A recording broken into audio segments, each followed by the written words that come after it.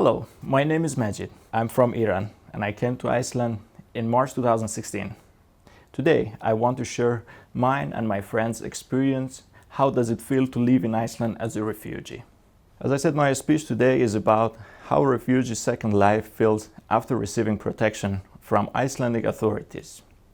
All information is collected from different people who I know, from different countries, such as Iran, Afghanistan, Syria, and Iraq.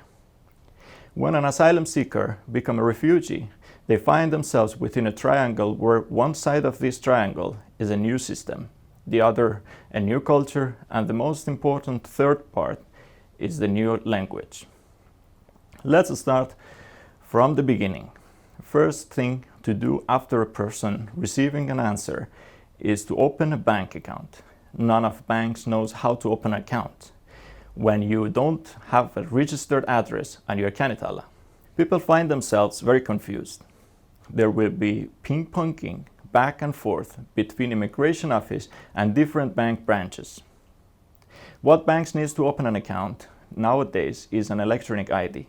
And in order to get one, you need to have either a travel document or a driving license, which as a refugee don't have at this stage. To get a travel document takes around 1 year. In order to get driving license, you need to go to driving school and follow a different procedure, where again you need to have a bank account to be able to pay the bills. By the way, the ID card comes from Útlendingastofnun, doesn't have any value. Now, why I started with the banking account? The answer is pretty straightforward. After receiving the protection, people have 2 or 3 weeks to find a place to rent by themselves. The first thing a landlord needs is your banking information. Therefore, opening an account is a crucial first step. And I believe an advisor needs to be able to teach people how and where to get to open it. This step is very difficult for those who don't know the language, neither English nor Icelandic. I believe this issue can be fixed easily by handing a first steps catalog in the person's mother tongue when they receive their positive answer from Útlendingastofnun. Now the account is open. The system puts you in a race against time to find a place to call home. You have to compete with people who have jobs, recommendations, and experience to finding place to rent. We are foreigners and we don't know the language. We need to talk with the landlords and try so hard to receive a reply from them online. And if we are lucky, we get the chance to meet in person and talk to the owners. Owners always have some demands, which of course is their right. They need to know if their tenants are able to pay the rent and the requested deposit, which is usually about 2 to 3 months worth of rental payments. When most of the landlords hear that the tenant is a refugee, they step backwards and are worried about they are renting their place to homeless people. But I promise you, all refugees will always pay their rent on time. If you are lucky and you get a good social worker who knows how to make a contract and how to help you, if the social worker acts fast, you don't lose the apartment, you sign the contract. The description I just gave was the script of a family case. Now imagine you're a single man and want to rent a studio or 1-bedroom apartment. How much help do you have in the first step? How much is the cost of the rental? This is a very tough step, which I have experienced it as well. To get housing benefit is a whole other step, which a person new to the system doesn't know how to access. Let me get to the most important part, which is social worker, a person who is supposed to know everything, and a person who people think will help them with all kinds of situations. Social worker have to know all the rights. A social worker is supposed to treat people equally. Some families with children get all kinds of supports, while another one gets nothing. And if we ask the social worker to help the family With some difficulties, the answer is we don't know. And I have to ask it in a meeting and we will get back to you. But no answer comes from them. A social worker has to teach us how to register for our studies, how to get a job, and how the healthcare system works. I believe one important thing which should be part of the social worker job is to help people with their education. I know many people have asked their social workers how they can get their accredited university degrees, how they can continue studying. The answer is usually this: I don't know, and you need to work it out by yourself. This was the answer I received personally. Education is very important, and I think Iceland is doing it totally wrong for refugees. When I was trying to get to university to study, Háskóli Ísland required me to know Icelandic language. And when I applied for Icelandic language, again, Háskóli Ísland required me to have a TOEFL degree. If I want to study full-time, I can't afford my living expenses. When I shared this with my social worker, she told me I need to work and pay for my studies and expenses by myself. I requested a student loan, but the answer was negative because I'm not a citizen. No one could help me with that. A good example for an effective education system is Germany. The system in Germany encourages people to study and fulfill some requirements if they want to get any benefit from the government, or if you don't want to study, then you get no benefit and go to work. When you can go to university, college or school, add to your education and graduate from the educational system where you are going to live, you can improve yourself and you can make quality of life for other people better. In Persian, we say, if your neighbor's light is on, there will be some rays around your house too. Let's go over the health system. Refugees who left their homes have faced so many physically and mentally tasking things that most people have no idea about. So much drama, so many difficulties. There is no place for judge anyone in this case. A person from a very Western country will never understand how it feels when you are sleeping and a bomb destroys your neighbor's house at midnight.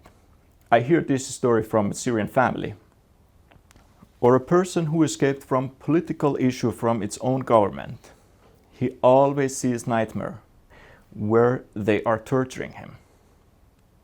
Or an old woman who has difficulties to walk, and she tried so hard to escape through mountains to save her life.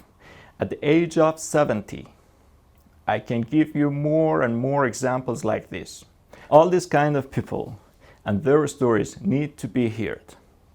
Now they have left everything behind and you are building everything from zero. There is a lot of pain in their soul and their bodies. A good system must think not only about life materials, but also about spiritual and mental aspect. Unfortunately, many social workers don't know how to introduce the health system to their clients. In my case, for example, I have kidney disease and I needed to see a doctor as soon as possible after arriving here before it got worse. When I asked my social worker, she answered, I never get sick. And she couldn't help. I didn't even know where the hospital was. And this does not even touch on the trauma of having to flee your home and the long and short-term effects it has on your body and soul. I know a family who have been living here for 9 years. They bought an apartment. The man of the house had a disease and he is getting treatment. He is not able to work and is getting temporary financial support from disability, which is so little. His wife lost her job and neither the job center nor social system has an answer how to help them. You know why? because the husbands get disability benefits and they believe that is enough for both of them to live on. But that is not enough for them to even pay their loans. Why did I use this example? It's because the system has some bugs when a refugee, even after 9 years, is still trying to understand how he can get some support from the day he needs. As we know, each country has its own culture. Now we are far away from our homes and we need to adapt to the Icelandic culture. The way you find friends in Iceland is totally different from what we know. We meet new people and we need to learn about their culture. In my country, we can make friends while on a bus. You sit next to someone and you start talking. And at the last stop, you find out you have so much to talk, and then you exchange phone numbers and you easily find a friend. Or if you meet someone and start a conversation, you invite them to your house for tea or a dinner. When I tried that a couple of times and invited people for dinner, how did they respond? It's creepy, said a couple of people I met randomly. We need to make sure a person who comes here and started their own life is accepted in the society. You always need to have some friends and family. It may sound silly, but we need to learn how to talk with people. I feel there should be a course for refugees to learn Icelandic culture. How and when it appropriate to invite people. There are many small social aspects that we are not aware of as outsiders. I always tell this story of mine. Back in the days, I was trying so hard to talk to people and make some friends, but I wasn't successful. Once a middle-aged man told me that I should use the Making Friends app to find friends because nowadays people are on their smartphones. He suggested that I install an app called Tinder. I didn't know Tinder is a dating app, and I tried it. After some dates, I understood that this is a dating app. I gave this example because we all need hope and someone to share our feelings with. Without friends, we are a lonely person and we are not accepted by the society. Having friends help us to learn the language, adapt to the society, and help making life much easier and more fulfilling. The last topic I would like to put emphasis on is how to find jobs and how to know your rights. You can find many specialists within group of refugees or many group who want to make a new start in Iceland. Refugees have a clean state and new chances, and it should not be wasted. I know some people who want to live and work in small towns in the countryside or want to do farming, but they don't get any support, and nor is there any information that they can easily access to research. I believe the job center, Vinnumálastofnun, can sort these things out easily if they made their effort. If there were an advisor to tell people their rights and help them bloom their talents, people can work, pay their taxes, and feel more useful for the society. But unfortunately, few of us get the chance to get help from Vinnumálastofnun. I hope a good and well-organized system can help solve these and many other issues which can change people's life for the better, and that it will be made soon to help us add to a better society in our beautiful Iceland. Thank you for your time.